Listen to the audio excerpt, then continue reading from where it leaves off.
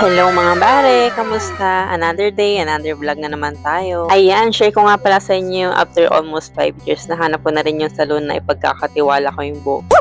Ayan, kung di nyo na itatanong, masyado kasi akong pihikan pagdating sa mga pagpapaayos ng buhok. Kaya nung nakita ko tong Clay Salon, ayan, sumugod na kami kaagad-agad. Dito lang yan sa may Tapwaki, Dagupan City Branch, malapit sa may Gorings Restaurant. So tara, pasok na tayo. Ay, pagtingin mo pa lang sa pintuan na nila, hindi ka na mapapatras kasi makikita mo si Tulfo. Kasi kung umatras ka, ayan, matutulfo ka, char.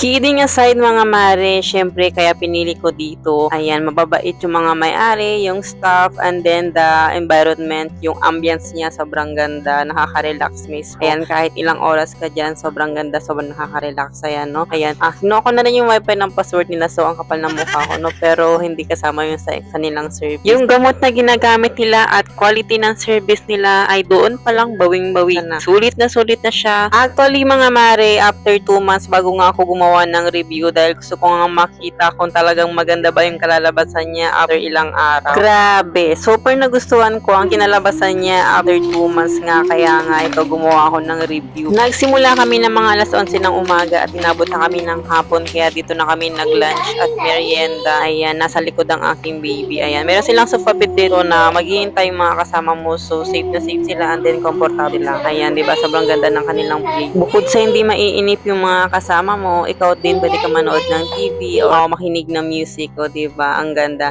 At meron silang CCTV, kaya safe na safe dito mga kumare. Ayan, sobrang hindi tinipid ang kanilang gamot. Tingnan nyo naman ang kanilang paglagay. At ang kanilang staff, o diba? Ang gaganda nila. Ang sisipag, o diba? Ayan, malapit na lumubog ang araw. Kaya dalawa-dalawa na silang nag-blower ng aking buhok. Ayan, para mabilisan na at makauwi na kami. At excited na ako sa kalalabasan ng aking hair. Ito na yung last na blower mga mare. Ayan, yung mga una at mga pangalawa hindi ko na-videohan. Ayan, ito nga yung kinalabasan niya, sobrang ganda. O diba? Pak na pak.